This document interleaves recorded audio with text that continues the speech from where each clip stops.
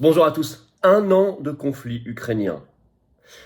Aujourd'hui, nous allons voir dans cette vidéo le bilan interdit. Celui que vous ne verrez pas sur BFM TV ni sur TF1, que vous ne lirez pas dans Libération, ni Le Monde, ni Le Figaro, et qui est pourtant le vrai bilan. Alors, ce ne sera pas exhaustif, on ne va pas faire une vidéo de 4 heures, mais nous allons voir les grands perdants, les grands gagnants, les intérêts stratégiques, les toutes récentes actualités, le dessous des cartes, et surtout la paix. Comment faire pour avoir la paix? Comment faire pour rétablir l'intérêt de la France, sa liberté, son indépendance et la paix? J'y reviens dans un instant, vous allez voir, je pense que chacun va apprendre beaucoup de choses. Et surtout, c'est une vidéo essentielle que je vous demanderai de bien vouloir partager, relayer, notamment en vous abonnant à cette chaîne YouTube. Petit bouton en dessous, vous cliquez sur s'abonner. Je vous remercie, vous avez été nombreux à vous abonner ces dernières 24 heures. Continuez, c'est gratuit, c'est juste un petit clic. Profitez donc pour appuyer sur la petite cloche à côté. Une fois que vous êtes abonné, comme ça, vous recevrez automatiquement les notifications des futures vidéos, des futurs directs sur cette chaîne. Grand merci à ceux qui se sont abonnés, bienvenue à ceux qui vont s'abonner dans les secondes qui viennent. La paix, justement. Très très grand rendez-vous ce dimanche 26 février, la marche nationale pour la paix. Il y aura beaucoup de rassemblements, de manifs, de marches dans le monde entier. La France sera à la hauteur. On a des prévisions de beaucoup de monde, ramener du monde. C'est rendez-vous Paris, 14h, RER Port-Royal. Et on va jusqu'au Palais Royal et ramenons des drapeaux français. Il va y avoir des grandes personnalités de paix. Ça va être un grand moment dans le rassemblement. Et on va secouer l'opinion publique, l'opposition et des guillemets, le gouvernement, Macron, etc. Et puis pour ceux qui ne peuvent pas venir à Paris, il y a des rassemblements un peu partout en France grâce aux patriotes, aux référents, délégués, aux équipes. Bravo à vous, bravo à eux.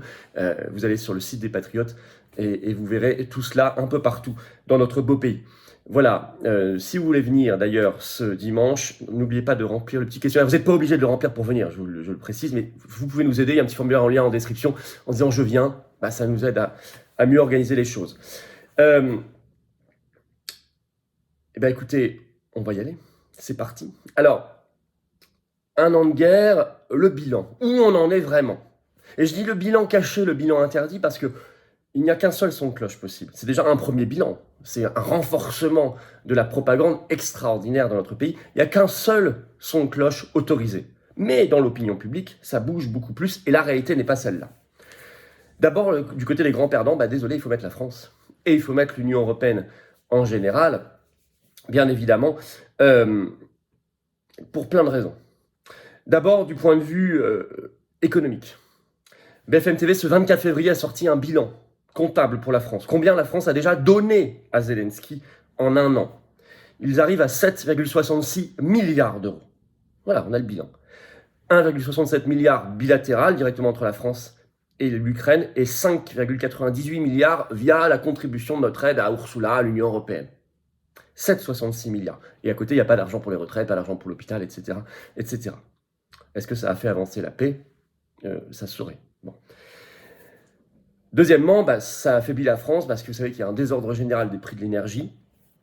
Résultat, les Échos, 7 février dernier, la France essuie le pire déficit commercial de son histoire en 2022, avec un déficit commercial de 164 milliards d'euros, soit quasiment le double de 2021 qui était déjà un record à 86 milliards.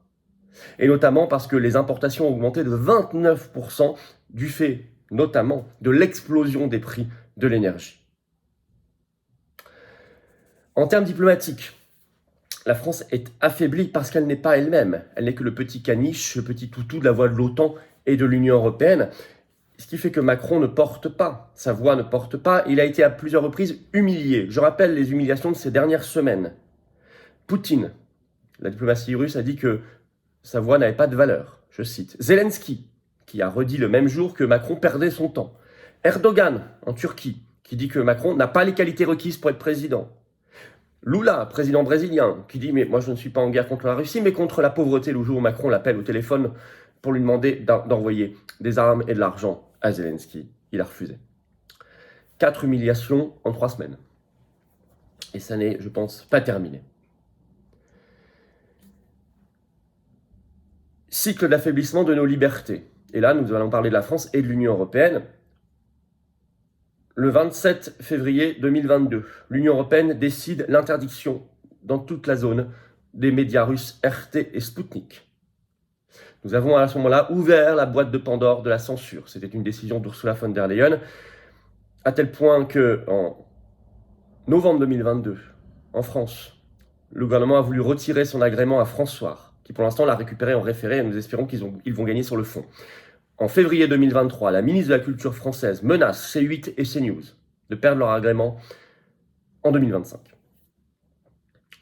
L'Union européenne, toujours, vient ce 24 février d'adopter son 10e paquet de sanctions contre la Russie.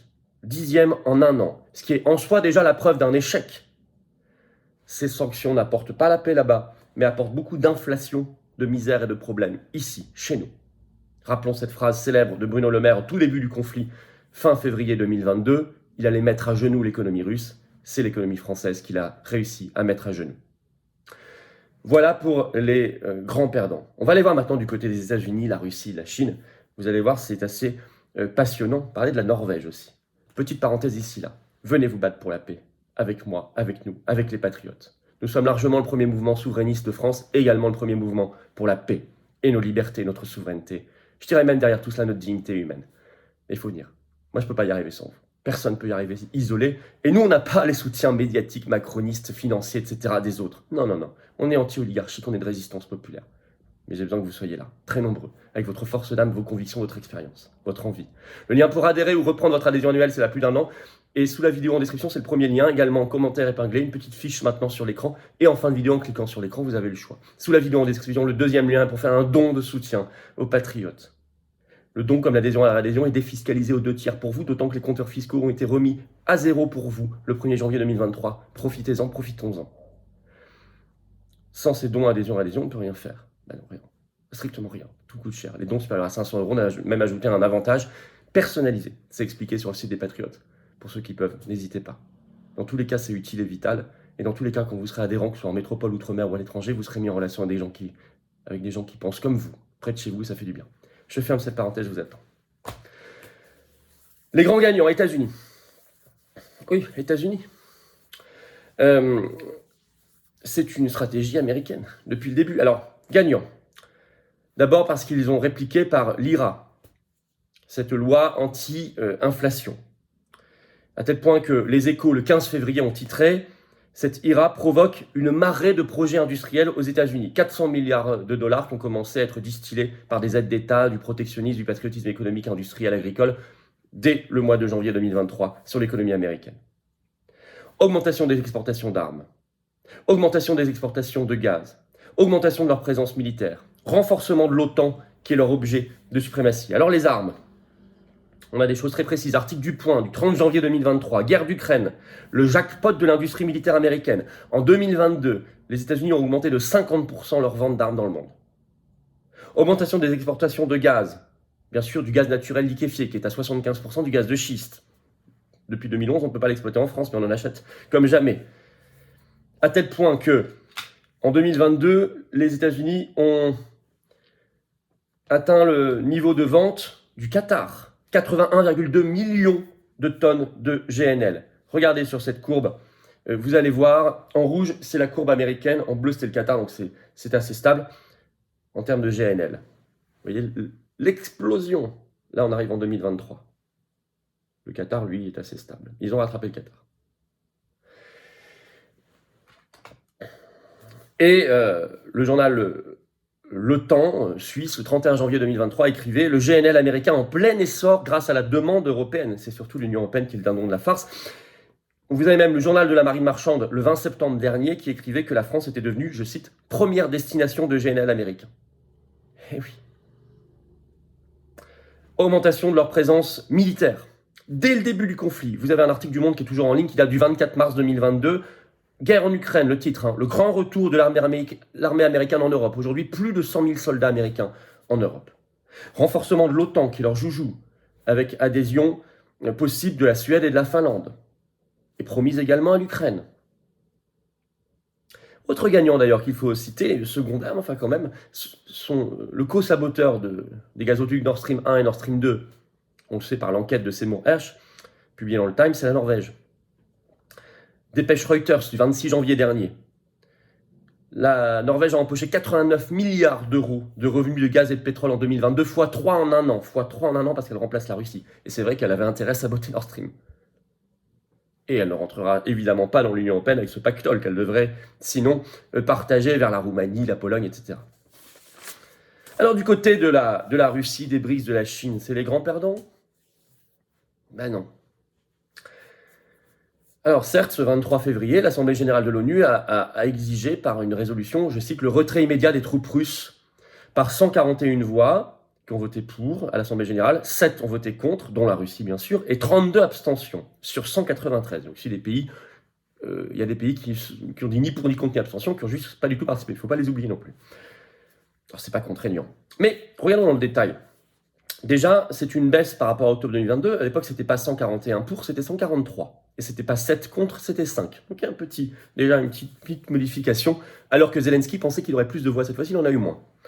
Mais en réalité, si vous regardez les abstentions, vous avez des pays comme l'Algérie, le Bangladesh, l'Inde, l'Iran, le Pakistan, l'Afrique du Sud, le Vietnam, la Chine. Et au total, tous ces pays-là, c'est largement plus de 4 milliards d'habitants sur Terre. C'est ça la réalité. Quand on dit le monde unanime, non. L'Occident aligné derrière les États-Unis, mais c'est une toute petite partie du monde. Militairement, article de BFM TV, là, tout récent, ce 24 février, Zelensky, dans une allocution le 23 février, parle, je cite, d'une situation très difficile dans l'est de l'Ukraine. Donc de toute façon, s'ils veulent vraiment que l'Ukraine gagne, ils n'ont pas d'autre choix que la guerre mondiale. Parce que ça ne peut pas sinon fonctionner, vu le déséquilibre des rapports de force. Et du point de vue militaire, la Russie en ce moment, oui, a essuyé des échecs, c'est certain. Il y a eu des moments très difficiles, notamment au tout début, mais depuis plusieurs mois, ça n'est plus le cas. Économiquement, article de la Tribune du 31 janvier, vous voyez, tout est sourcé, hein. Tout est en ligne encore. Hein. En 2024, je cite, la croissance économique de la Russie devrait dépasser celle de la zone euro selon le FMI. Avec 2,3% de croissance contre 1,6% dans la zone euro. Et finalement, cette année, en 2022, une récession de 2% et quelques, alors que au moment où les sanctions étaient prises, les premières, ils annonçaient une récession entre 8 et 12% cette année en Russie. Pas du tout ce qui s'est passé. Et dès l'an prochain, ils vont nous dépasser. Par ailleurs, il y a consolidation des BRICS. Vous savez, Brésil, Russie, Inde, Chine, Afrique du Sud, avec une extension de la zone d'influence russe, notamment à l'Afrique. Tout récemment, vous avez le Mali, Burkina Faso qui vient de demander à la France de faire sortir ses soldats. Vous avez cet article d'Algérie Focus du 15 février dernier, je cite le titre, « Le groupe BRICS envisage l'expansion » avec une douzaine de demandes d'adhésion, notamment l'Arabie Saoudite, qui était allié américain traditionnel, et l'Iran. Et au total, le groupe BRICS regroupe aujourd'hui 42% de la population mondiale. C'est ça la réalité. L'isolement dont on parle, c'est dans la propagande des néocons américains, des faucons. La Chine, justement. Justement, c'est elle, ce 24 février 2023, qui a proposé un plan de paix.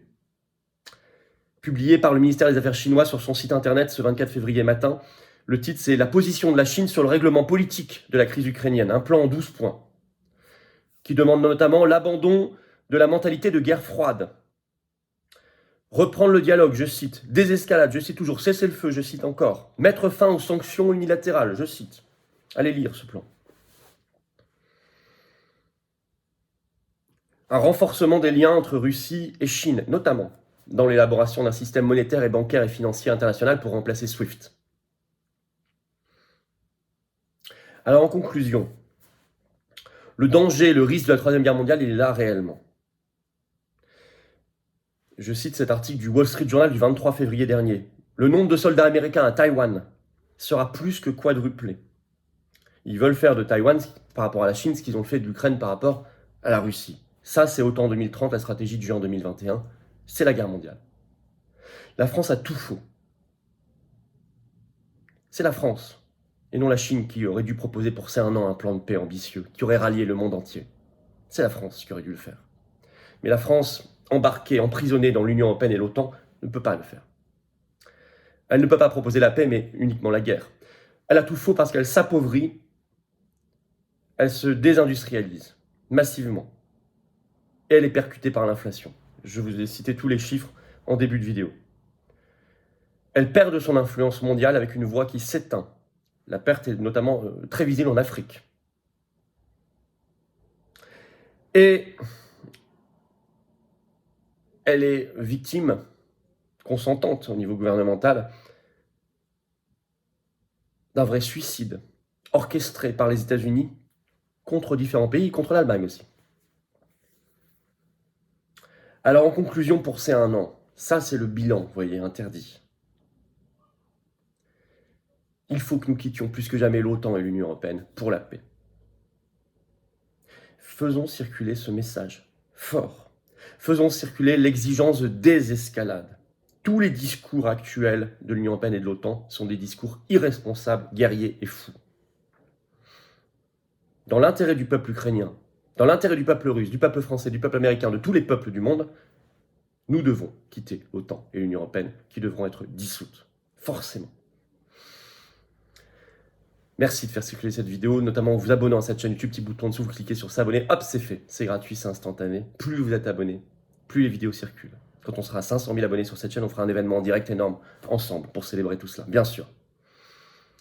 Je vous rappelle, dimanche 26 février, rendez-vous 14h Paris, RER Port-Royal. Marche nationale pour la paix. Et partout en France, si vous ne pouvez pas venir à Paris, confère, allez voir sur le site des Patriotes, il y a tous les rendez-vous. Je vous attends. Je vous attends, Patriotes. Vous pouvez adhérer ou reprendre votre adhésion annuelle, c'est-à-dire réadhérer. Si elle a plus d'1 an, c'est à vous de le faire, c'est pas automatique. Et vous pouvez être un nouvel adhérent, vous serez le bienvenu. Parce que ce devoir de paix, cette bataille, on l'a fait pour nous et pour nos enfants et nos petits-enfants. Eh oui. Qui nous supplie d'agir. Qui nous supplie d'agir et nous le faisons avec cœur, avec joie et avec force. Dans le rassemblement. Je vous attends. Le lien pour adhérer ou réadhérer, c'est le premier lien sous la vidéo en description. Également, commentaire épinglé dans quelques secondes en cliquant sur l'écran. Vous aurez cette carte orange d'espérance notamment. Sous la vidéo en description, le deuxième lien est pour faire un don de soutien aux patriotes. Vital pour faire ce qu'on fait. On a pas reçu 1 euro de financement public. Bien sûr. Le don est défiscalisé aux 2 tiers pour vous, 2 tiers, comme l'adhésion et la réadhésion. Profitons-en, profitez-en. Bravo aux donateurs, aux réadhérents, bienvenue aux nouveaux adhérents patriotes et vive la France.